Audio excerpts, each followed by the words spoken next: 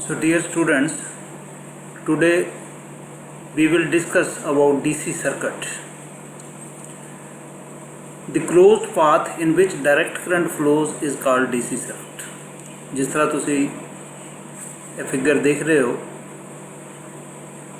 इस दे विच बैटरी लगी है, स्विच लगा है, लैंप लगा है, एमीटर लगा है, वोल्ट मीटर लगा है. So it is a DC circuit because DC supply is connected across lamp. सो इस सर्किट 'ਚ ਅਸੀਂ देख रहे हैं कि ਅਸੀਂ एक्चुअल चीज़ों की फोटोग्राफ बनाई हुई है एक सर्किट ਨੂੰ रिप्रजेंट करने ਦੇ ਲਈ, ਜਿਹਦੀ कि प्रैक्टिकली मुश्किल ਹੁੰਦਾ ਉਸ ਨੂੰ ਡਰਾ करना. सो ਅਸੀਂ ਜਦੋਂ भी प्रैक्टिकली सर्किट ड्रॉ करते हैं वो हमेशा ही ਅਸੀਂ ਸਿੰਬੋਲੀਕਲ तरीके ਦੇ ਨਾਲ ड्रॉ करते हैं. जिस तरह इस सर्किट 'ਚ ਤੁਸੀਂ देख रहे हो बैटरी का सिंबल है, स्विच का सिंबल इस तरीके का होंगे, लैंप नूं असीं सिंबल के नाल रिप्रजेंट करते हैं, वोल्ट मीटर इस सिंबल के नाल रिप्रजेंट किया इस तरीके नाल ammeter. So this is DC circuit when we close the switch S. So direct current flows through the lamp as well as ammeter and voltmeter. So closed path in which direct current flows is called DC circuit. So DC circuit तीन तरह के होंगे ने, series DC circuit, parallel DC circuit और series parallel combination. सब तो पहले असी सीरीज सर्किट की गल करते हैं. सो सीरीज सर्किट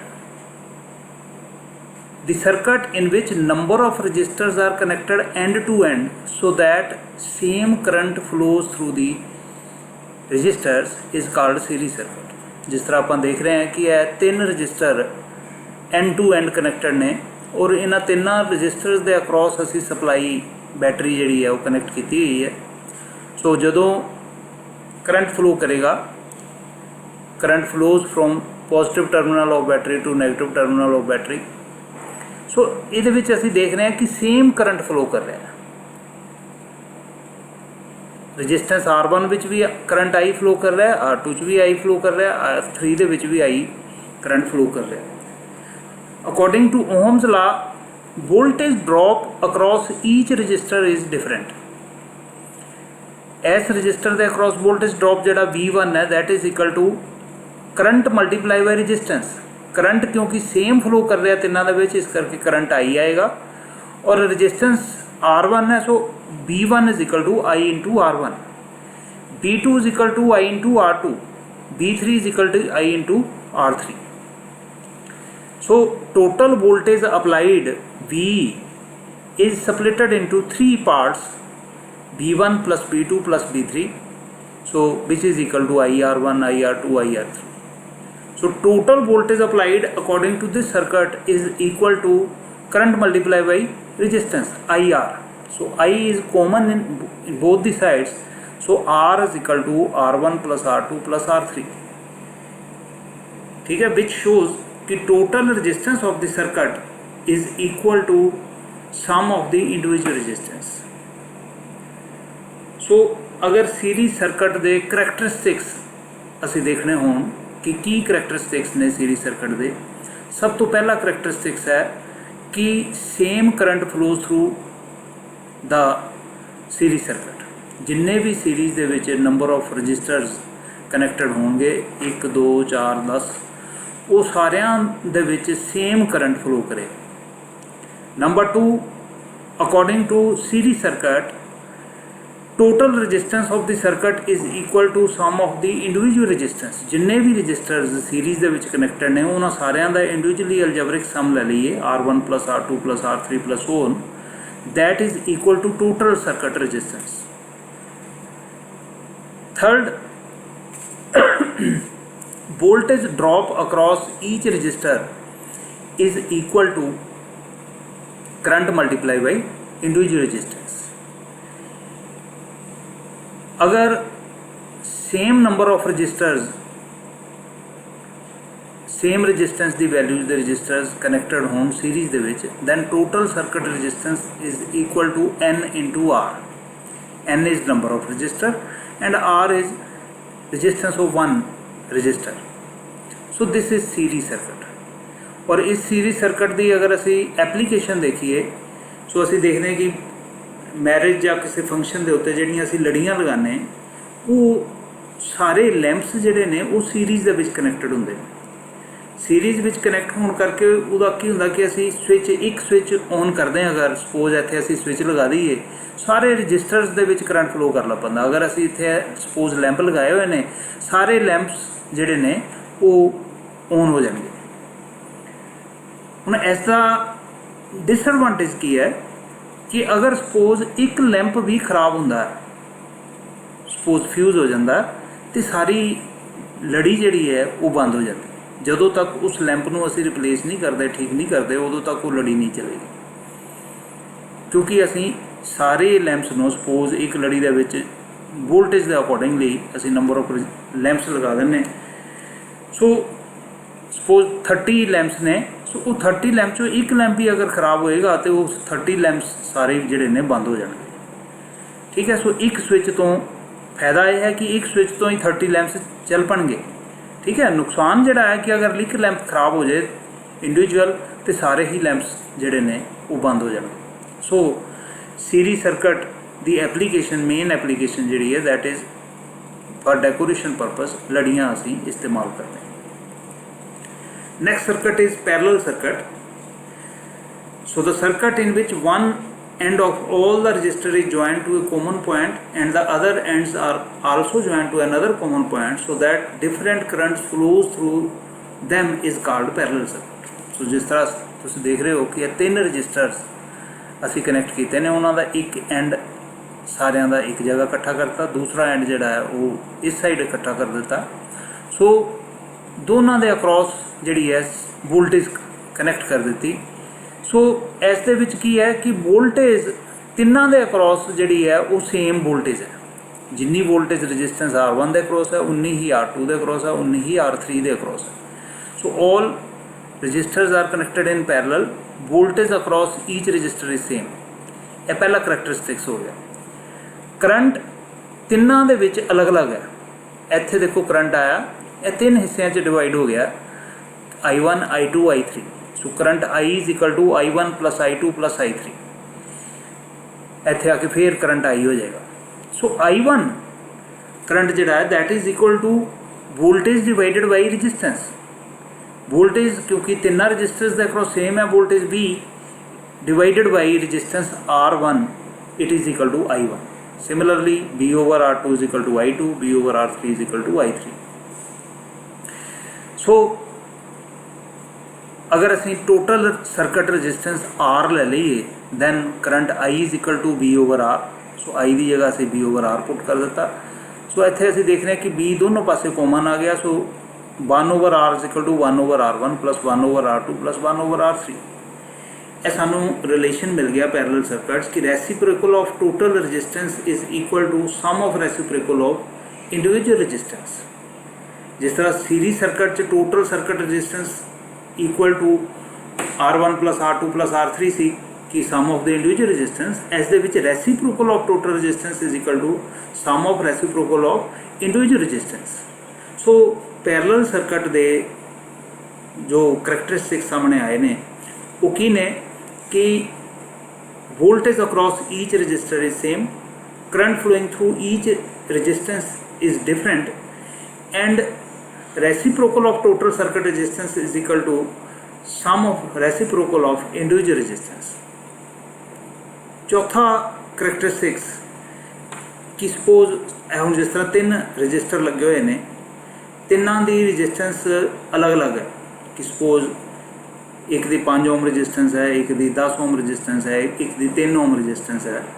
अगर सातों कोई पूछे कि टोटल सर्किट रजिस्टेंस जी है वो अप्रोक्सीमेटली कितनी होएगी, सो असी एकदम जिहड़ा है उसका जवाब दे सकते हैं। असी यह देखना कि जिन्ने भी रजिस्टर लगे ने उन्होंने तो सब तो छोटी रजिस्टेंस वैल्यू कितनी है। भी जिस तरह हुण असी देखा सी कि 10, 5 और 3, सब तो घट वैल्यू की रजिस्टर कितनी है 3।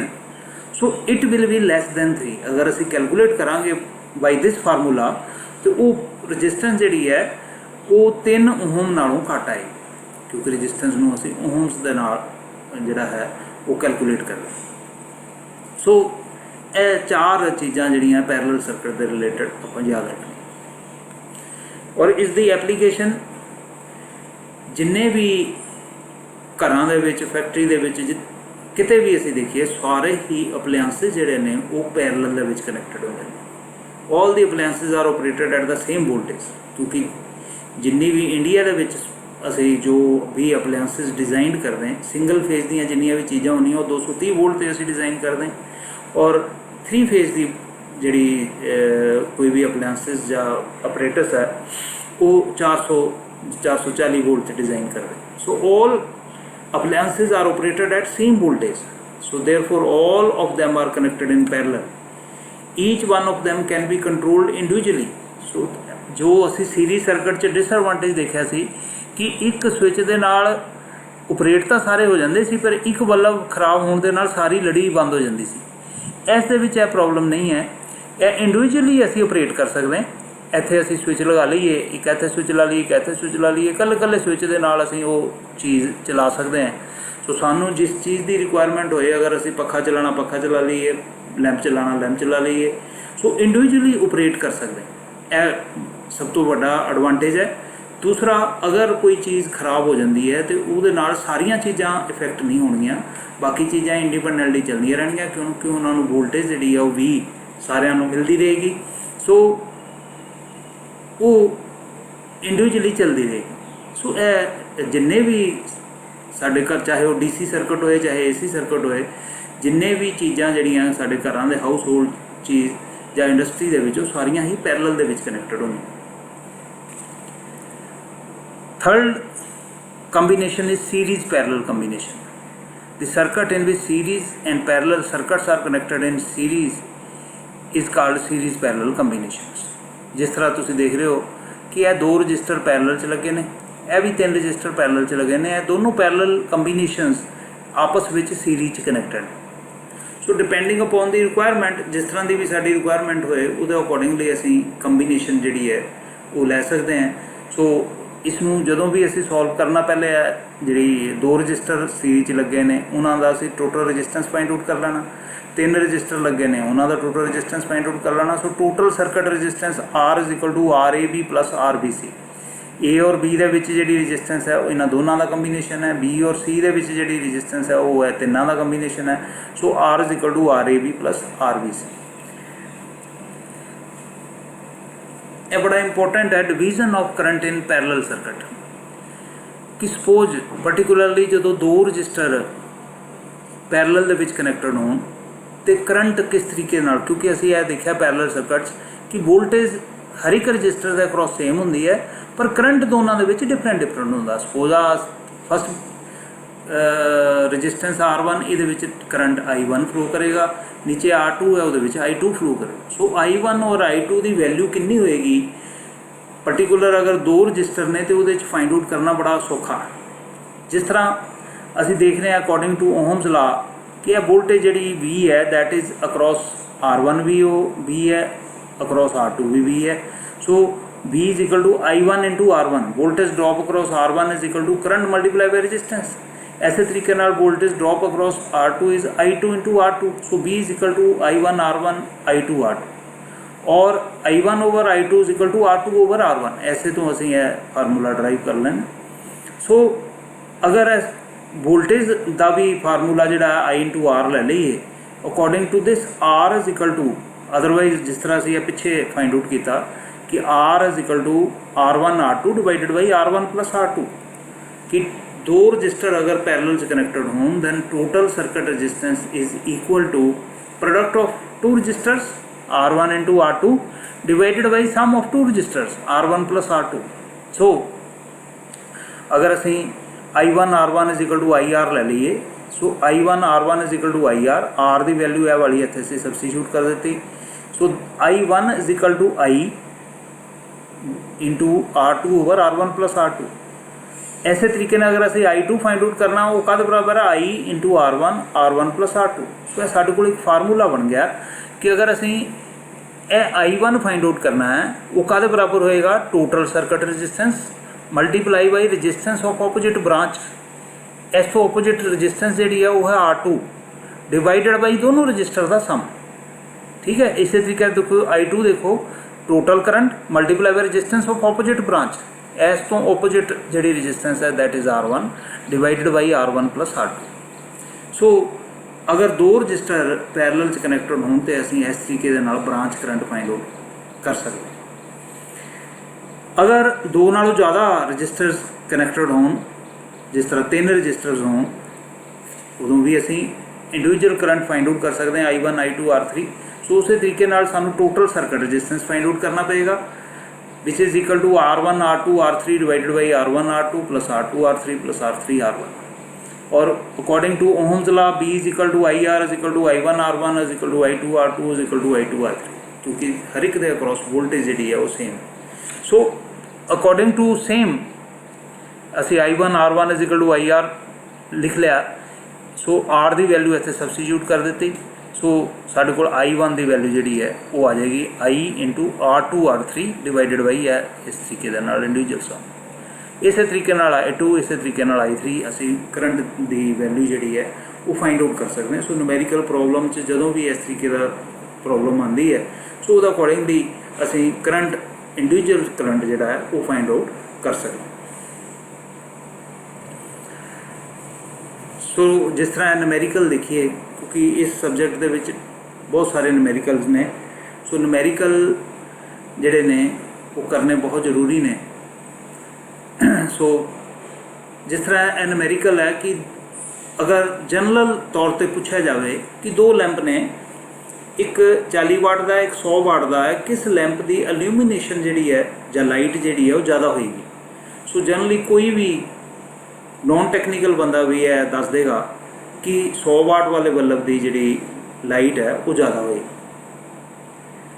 ठीक है, हुण अगर यह पूछा जाए जिस तरह प्रॉब्लम है कि 100 watt two 50 volt bulb is put in series with a 40 watt two 50 bulb across 500 volt supply. दोनों बल्ब की रेटिंग एक 100 वाट है, 40 वाट है, 250 वोल्ट रेटेड है, और इसनों असी क्योंकि सीरीज कनैक्ट किया 500 वोल्ट देती। ठीक है, क्योंकि वोल्टेज सीरीज के विच दोनों का क्रॉस डिवाइड हो जाएगी यह वाली 500 जी है। But will be the current run and but will be the power consumed by each bulb and will such a combination work. So असी यह देखना कि पहली गल कि दोनों बल्ब जोड़े ने वो उन्होंने विच करंट कितना फ्लो करेगा, और दोनों बल्ब जोड़े पावर कितनी कंज्यूम करेंगे, और की इस तरह की कंबीनेशन चल सकती है या नहीं चल सकती। असी यह भी पूछ सकते हैं कि दोनों विचों किहड़े बल्ब की लाइट ज़्यादा होएगी।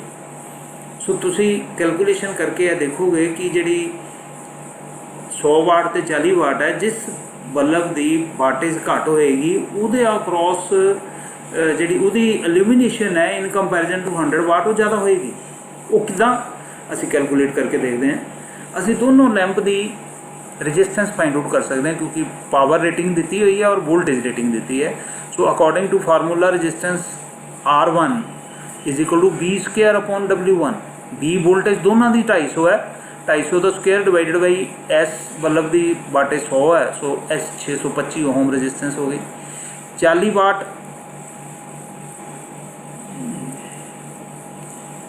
40 वाट जो लैंप है उसकी रजिस्टेंस जी कैलकुलेशन करने तो बाद होगी 1500 वाट पॉइंट 5 ओम। दोनों की रजिस्टेंस को सम कर लिया, टोटल रजिस्टेंस एनी आ गई। So according to Ohm's law current I is equal to B over R, voltage is 500 volt divided by resistance. So current जोड़ा है दोनों के 0.2286 एम्पीयर फ्लो करेगा, क्योंकि सीरीज के करंट जोड़ा है वो सेम फ्लो कर रहा है। हुण power consumed by 100 watt bulb P1। So 100 watt bulb ने पावर कितनी कंज्यूम की, that is I square R। So I square means है करंट जोड़ा है इसका square multiply by resistance of R1, इसकी रजिस्टेंस 625 है। सो इसने 32.65 वाट कंज्यूम की।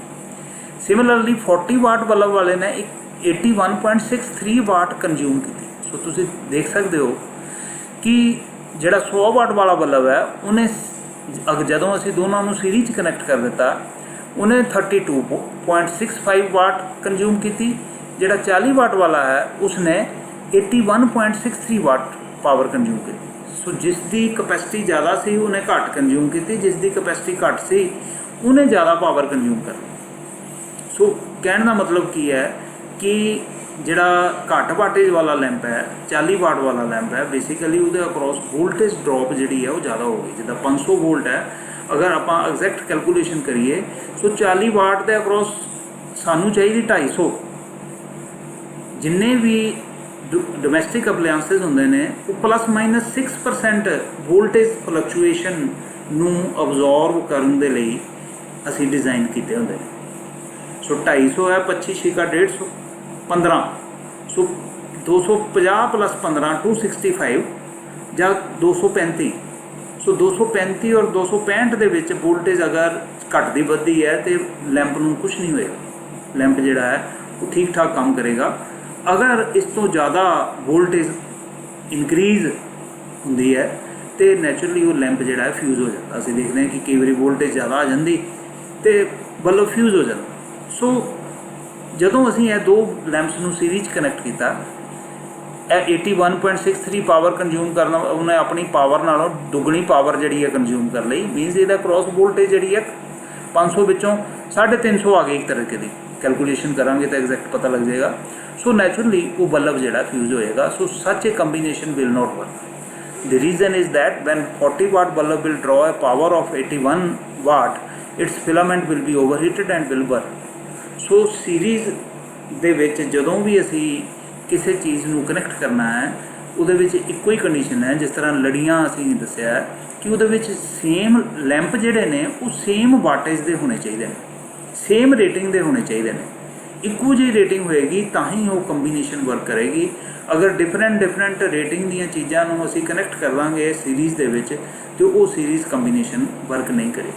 सो इस तरीके दे नाल तुसीं न्यूमेरिकल सॉल्व कर सकते हो।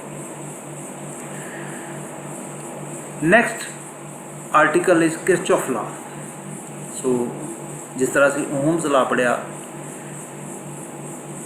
इस तरीके नाल किरचॉफ लॉ भी इलैक्ट्रिकल नैटवर्क नू सॉल्व करने के लिए बहुत इंपोर्टेंट है, क्योंकि अगे होर भी असी थ्योरम्स पढ़निया कि इलैक्ट्रिकल नैटवर्क मतलब कोई भी सर्किट है उसनू सॉल्व करने के डिफरेंट तरीके ने। एक सेम नैटवर्क नू असी डिफरेंट तरीक़िਆਂ नाल सॉल्व कर सकते। जिस तरह असी 5th 6th क्लास तो इक्वेशनस नू सॉल्व करते आए हैं कि दो इक्वेशनस नू सॉल्व करके XY की वैल्यू फाइंड आउट करनी। सो वो सॉल्व करने के लिए किन्ने ही मैथड असी पढ़े ने। कोई मैथड ऑफ सबस्टिट्यूशन है, कोई क्रैमर रूल है, कोई डिटर्मिनेंट रूल है, कोई रूल है। सो बहुत सारे मैथड्स असी स्टडी किए हुण तक। सो इस नतीजा दोनों का सारिਆਂ ਦਾ सेम ही आता, X और Y की वैल्यू फाइंड आउट होनी। जिस तरह की रिक्वायरमेंट होए कई बार सर्किट दे विच एक मैथड के नाल ईजीली सोल्यूशन मिल जाता है, दूजे मैथड नाल मिल जाएगा पर थोड़ा टीडीएस तरीके नाल मिलेगा। सो सोल्यूशन सारिਆਂ ਦਾ सेम आएगा। सो असी डिफरेंट तरीके पढ़ने ने। सो किरचॉफ लॉ, किरचॉफ दे दो लॉ ने। सो किरचॉफ जर्मन साइंटिस्ट सी जिन्हें कि लॉ बनाए ने। So Kirchhoff first law and Kirchhoff second law. So Kirchhoff first law क्योंकि ये लॉ सिर्फ करंट नाल डील करता, इसमें असी किरचॉफ करंट लॉ भी कह दें, KCL। According to KCL the algebraic sum of all the currents meeting at a point of junction is 0। जिस तरह असी इस फिगर च देख रहे हैं कि अब पॉइंट O जिहड़ा है, इस पॉइंट ते जिन्ने भी करंट मिल रहे ने आके वो सारिਆਂ ਦਾ algebraic sum is equal to 0। Mathematically इसनू रिप्रजेंट करना होए sigma I is equal to 0। So ਇਹਦਾ मतलब होंदा कि algebraic sum of all the currents. ठीक है। सो हुण अलजेब्रिक सम जदों लेना अलजेब्रिक च प्लस भी हो सकता नैगेटिव भी हो सकता। सो ये लिए सानू साइन जिहड़ा है वो अज्यूम करना पेगा कि सपोज आ पॉइंट जिहड़ा O है इस दे वल नूं जिहड़ा करंट आ रहा है उन्होंने असी इनकमिंग करंट कहने। जिदा I5 है, I1 है, और ये दोनों करंट इधर ਨੂੰ आ रहे हैं, I2 I3 I4 इस ਤੋਂ करंट बाहर ਨੂੰ जा रहे हैं। सो इनू ਅਸੀਂ आउटगोइंग करंट कहांगे, इनू इनकमिंग करंट कहांगे। So incoming current is taken as positive and outgoing current is taken as negative. So अगर असी किरचॉफ लॉ अप्लाई करिए, सो क्योंकि I1 इनकमिंग करंट है पॉजिटिव हो गया, I2 I3 I4 है तीनों ही ਜਿਹੜੇ ने आउटगोइंग करंट है वो आउटगोइंग करंट ਨੂੰ ਅਸੀਂ नैगेटिव ले लिया और फिर है इनकमिंग करंट है उन्होंने प्लस ले लिया equal to 0। So I1 plus I5 is equal to I2 plus I3 plus I4। So I1 I5 की ने incoming current, I2 I3 I4 की ने outgoing current. So according to this law sum of incoming current is equal to sum of outgoing current. So Kirchhoff current law ਨੂੰ दो तरीके ਦੇ ਨਾਲ ਅਸੀਂ ਜਿਹੜਾ है वो डिफाइन कर सकते हैं। पहला ऊपर ਜਿਹੜਾ ਅਸੀਂ पढ़ा कि algebraic sum of all the currents meeting at a point or junction is 0। दूसरा the sum of incoming currents are equal to sum of outgoing current at a point or junction in an electrical network. So ये है Kirchhoff current law. Second law is Kirchhoff second law. Since this law relates to voltage in a closed circuit of an electrical network, it is also known as Kirchhoff voltage law. So इन्हें ऐसे Kirchhoff voltage law भी कह देते हैं, Kirchhoff mesh law भी कह देते हैं, Kirchhoff second law भी कह देते हैं। So in a closed circuit or mesh, the algebraic sum of all the EMF plus algebraic sum of all the voltage drop is 0। ठीक है। So algebraic sum of all the EMF sigma E plus algebraic sum of all the voltage drops sigma B is equal to 0। So algebraic sum असी EMF का भी लेना, algebraic sum voltage drop का भी लेना। Again sine consideration जी है वो सानू करनी पेगी कि पॉजिटिव नैगेटिव, क्योंकि algebraic sum का मतलब ये है कि प्लस माइनस कि असी कोई किसी चीज़ में ऐड भी कर सकते हैं, सबट्रैक्ट भी कर सकते हैं। सो उन्होंने असी algebraic sum कहते हैं। सो इस दे विच a rise in potential is taken as positive and fall in potential taken as negative। suppose असी किसी भी ब्रांच दे विच एक ले लीए कि जिथे वोल्टेज सोर्स लगा E, अगर सपोज असी सर्किट च क्लोज्ड पाथ लिया है, सो उस क्लोज्ड पाथ के असी जिहड़ा है पाथ के अकॉर्डिंगली चलना है और A to B चलने हैं, then it is from positive terminal to negative terminal। ठीक है। अगर असी B to A चल रहे हैं then it is from negative terminal to positive terminal। सो असी यह देखना कि E की वैल्यू जी है वो असी नैगेटिव लीए या पॉजिटिव लीए। सो अगर असी A to B चल रहे हैं, E is negative A to B, अगर पॉजिटिव टर्मिनल पहले आता है नैगेटिव टर्मिनल बाद आता है तो असी उसमें E माइनस लेना। अगर असी B to A चल रहे हैं then E is taken as positive. ऐसे तरीके नाल असी वोल्टेज ड्रॉप B की वैल्यू लेनी है कि वो माइनस लीए या पॉजिटिव लीए। सो अगर असी A to B जा रहे हैं, A to B, B is negative minus because fall in potential, current flows from terminal A to B along the direction of current। अगर असी साइन लेने हैं वो माइनस लेना क्योंकि it is fall in potential, current always flows from higher potential to lower potential। ठीक है। सो जिस तरह पानी उच्ची जगह तो निचली वाली जगह वाल ਨੂੰ फ्लो करता हमेशा ही, ऐसे तरीके नाल current always flows from higher potential to lower potential.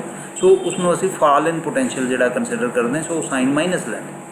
ऐसे तरीके नाल अगर ਅਸੀਂ B to A opposite to the direction of current अगर लेने हैं then it is taken as positive. So इस साइन कन्वेंशनस ਨੂੰ अज्यूम करके ਅਸੀਂ ਜਿਹੜਾ है नैटवर्क ਨੂੰ सॉल्व करना। ਹੁਣ ਇਹ है कि किरचॉफ लॉ अप्लाई करके किस तरीके दे नाल असी सोल्यूशन जिहड़ा है फाइंड आउट कर सकते हैं। सो कोई भी नैटवर्क दिता होए उहदे उत्ते जदों असी किरचॉफ लॉ अप्लाई करने ने किहड़े-किहड़े स्टैप्स लेने ने। पहला स्टैप है mark the direction of flow of current in various branches of the network according to KCL। कि KCL किरचॉफ करंट लॉ दे अकॉर्डिंगली वो असी की पढ़िया सी कि कोई भी असी पॉइंट जंक्शन पॉइंट ले लीए कि जिदा सपोज आ पॉइंट है, इत्थे असी करंट मार्क करना। अगर असी अकॉर्डिंग टू के इनकमिंग करंट ਅਸੀਂ ਵੋਲਟੇਜ ਸੋਰਸ ਦੇ ਅਕੋਰਡਿੰਗਲੀ, ਜਿੱਦਾਂ ਅਸੀਂ ਵੋਲਟੇਜ ਸੋਰਸ ਦੇਖ ਲੈਂਦੇ ਕਿ ਇਹ ਵੋਲਟੇਜ ਸੋਰਸ ਹੈ, ਇੱਥੋਂ ਅਸੀਂ ਡਾਇਰੈਕਸ਼ਨ ਮਾਰਕ ਕਰਨੀ ਕਿ positive terminal to negative terminal, ਇਸ ਦੇ ਅਕੋਰਡਿੰਗਲੀ। ਸੋ ਅਸੀਂ ਕੋਈ ਵੀ ਪੁਆਇੰਟ ਅਗਰ ਲੈਂਦੇ ਹਾਂ A B C D, ਸੋ ਉਸ ਦੇ ਅਕੋਰਡਿੰਗਲੀ ਅਸੀਂ ਕਿਰਚੌਫ ਕਰੰਟ ਲਾ ਸੈਟਿਸਫਾਈਡ ਹੋਣਾ ਚਾਹੀਦਾ ਕਿ ਇਨਕਮਿੰਗ ਕਰੰਟ ਆਊਟਗੋਇੰਗ ਕਰੰਟ ਦੇ ਬਰਾਬਰ ਹੋਣੇ ਚਾਹੀਦੇ, ਉਸ ਦੇ ਅਕੋਰਡਿੰਗਲੀ ਕਰੰਟ ਦੀ ਡਾਇਰੈਕਸ਼ਨ ਮਾਰਕ ਕਰ ਦਿਓ। ਦੂਸਰਾ ਸਟੈਪ ਹੈ ਚੂਜ਼ ਐਜ਼ ਮੈਨੀ number of close circuit as the number of unknown quantities. ਜਿਸ ਤਰ੍ਹਾਂ ਮੈਂ ਤੁਹਾਨੂੰ ਦੱਸਿਆ ਕਿ x ਔਰ y ਦੀ ਵੈਲਿਊ ਫਾਈਂਡ ਆਊਟ ਕਰਨੀ, ਸੋ ਦੋ ਅਨਨੋਨ ਕੁਆਂਟੀਟੀਜ਼ ਨੇ ਤਾਂ ਘੱਟੋ ਘੱਟ ਦੋ ਇਕੁਏਸ਼ਨਸ ਸਾਡੇ ਕੋਲ ਜ਼ਰੂਰ ਹੋਣੀਆਂ ਚਾਹੀਦੀਆਂ। ਸੋ ਅਸੀਂ ਕਿਰਚੌਫ ਲਾ ਜਿਹੜਾ ਹੈ ਉਹ ਅਪਲਾਈ ਕਰਨਾ। ਸਪੋਜ਼ ਉਹਨਾਂ ਕਿਹਾ ਹੋਇਆ ਕਿ ਦੋ ਬ੍ਰਾਂਚਿਸ ਦੇ ਵਿੱਚ ਕਰੰਟ ਫਾਈਂਡ ਆਊਟ ਕਰੋ, ਸੋ ਘੱਟੋ ਘੱਟ ਸਾਨੂੰ ਦੋ ਜਿਹੜੇ ਨੇ ਉਹ ਪਾਥ ਚੂਜ਼ ਕਰਨੇ ਪੈਣਗੇ। ਸੋ ਅਸੀਂ ਦੋ ਪਾਥ ਚੂਜ਼ ਕਰਕੇ ਜਿਹੜੀ ਹੈ ਉਹ ਇਕੁਏਸ਼ਨ ਲਿਖਣੀ ਹੈ। Apply KVL to the chosen closed path and prepare the equation.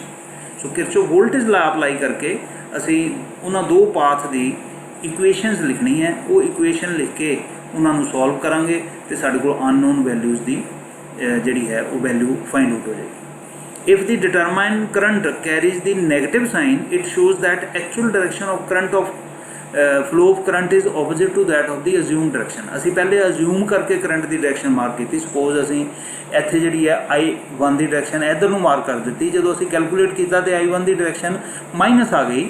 It means ਜਿਹੜੀ ਅਸੀਂ ਅਜ਼ਿਊਮ ਕੀਤੀ ਉਹ ਅਜੰਪਸ਼ਨ ਜਿਹੜੀ ਸਾਡੀ ਗਲਤ ਹੈ। Current flows from B to A instead of A to B। So ਅਸੀਂ ਉੱਥੋਂ ਜਿਹੜਾ ਸਾਨੂੰ ਪਤਾ ਲੱਗ ਜਾਂਦਾ। ਸੋ ਇਸ ਤਰੀਕੇ ਦੇ ਨਾਲ ਅਸੀਂ ਕਿਰਚੌਫ ਲਾ ਅਪਲਾਈ ਕਰਕੇ ਕਿਸੇ ਵੀ ਨੈਟਵਰਕ ਨੂੰ ਸੋਲਵ ਕਰ ਸਕਦੇ ਹਾਂ।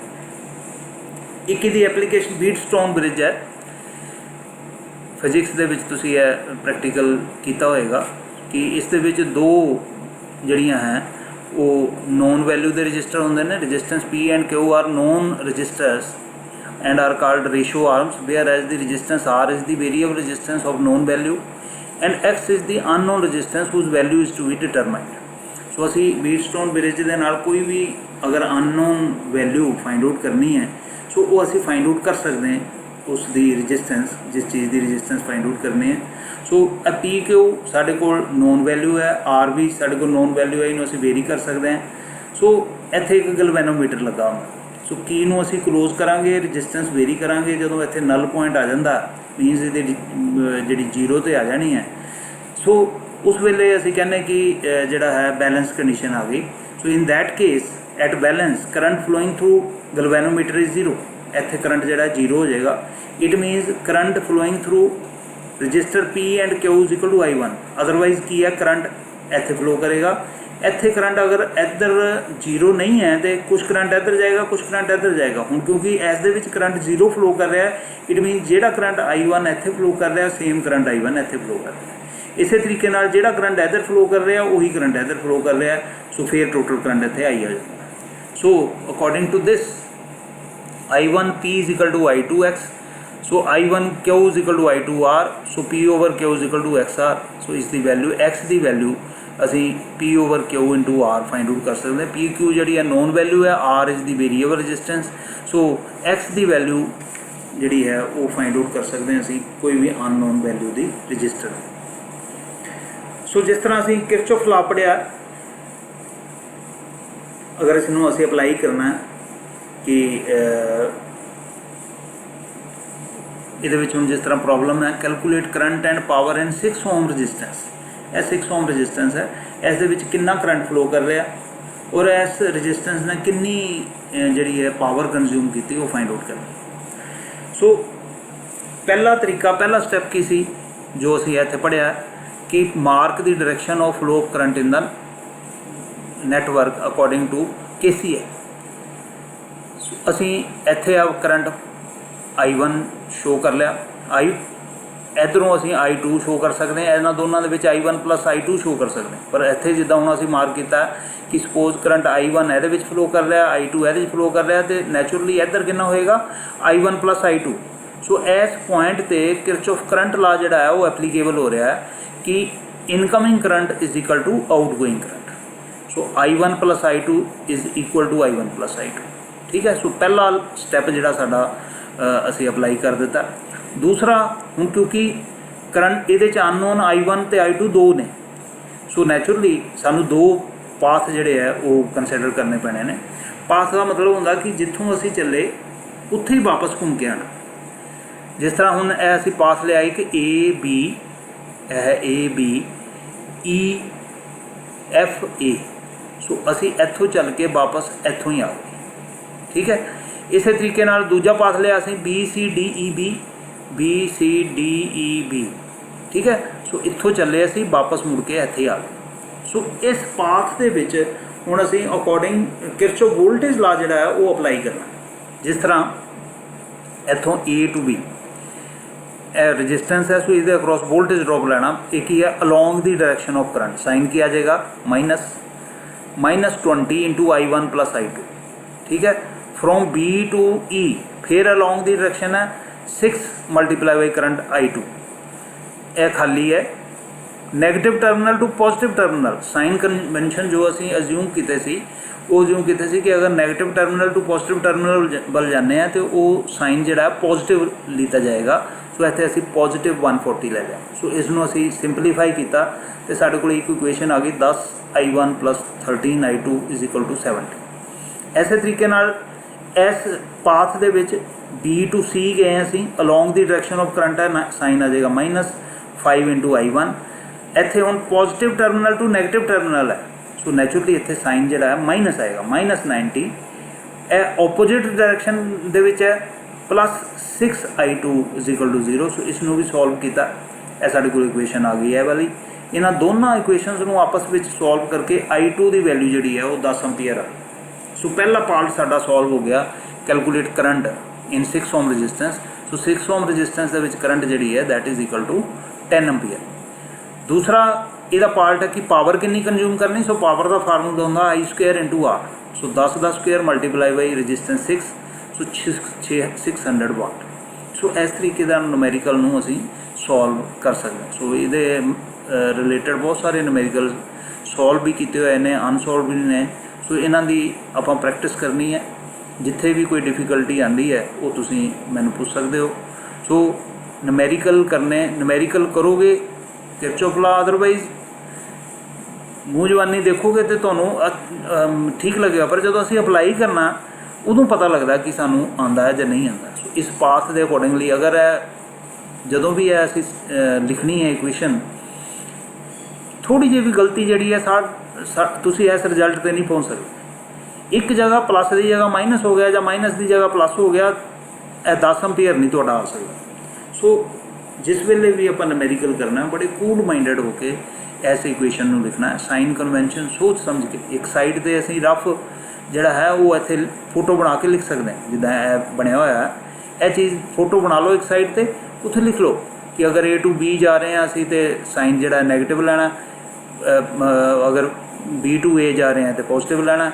इदां ही अलोंग दी डायरेक्शन जा रहे हैं तो नैगेटिव लैना, ओपोजिट डायरेक्शन जा रहे हैं पॉजिटिव लैना। सो वो अगर बनया होएगा तो तुसीं आराम दे नाल वो चीज़ नूं फाइंड आउट कर सकते हो। सो नुमेरिकल दी प्रैक्टिस जिहड़ी है वो बहुत जरूरी है। जिन्नी प्रैक्टिस करोगे उन्ना ही नुमेरिकल तुसीं जल्दी सॉल्व कर सकते हो। Thank you.